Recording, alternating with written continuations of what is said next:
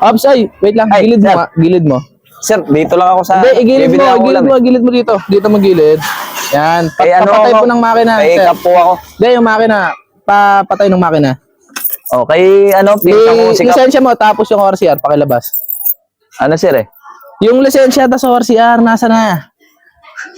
Ano sir, kay Kap ako, pinsan ko si Kap. Ah, hindi. Bibili lang ako. Wala naman sikap eh. Wag mo dinadama yun. Yung lisensya tapos ORCR, nasan? Ano eh, bibili lang akong ulam. Tignan mo kasi yung ginagawa mo, kapatid, oh.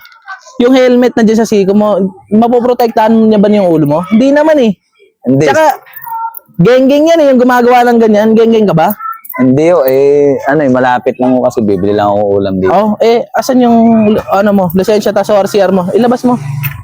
Ano sir eh, nasa bahay yun, naiwan. Nasa Hindi, dyan lang bahay. ako kami kay, ano ko si Kap eh, bali pinsan ko yung asawa pag Sir, hindi nga po pwede. Dapat kapag babiyahe ka, alam mo yan. May lisensya ka ba talaga? Kung may lisensya ka talaga, alam mo na dala-dala mo yan, pati ORCR mo. ba't Bali yung iniiwan? magre-renew ako bukas ng lisensya eh.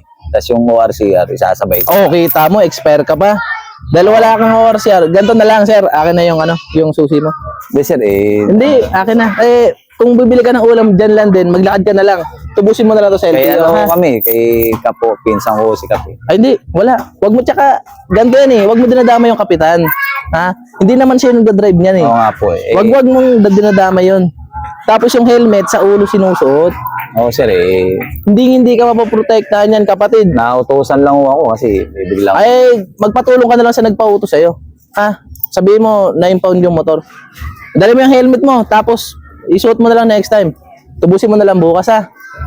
Yes, sir. Sige. Pasensya na lang, ha? Pati kay kapitan, pasensya na lang din. Magkano utubos niyan sir? Hindi ako makapagsabi kung magkano. Tanong mo na lang sa impounding area, sa may munisipyo. Ha? Ginagawa ko lang trabaho ko, Abutin kapatid. mo kaya ng ano yan sir? 1 linggo lang yung palugit na ito. 1 linggo lang. Pero mas maganda kung bukas na din.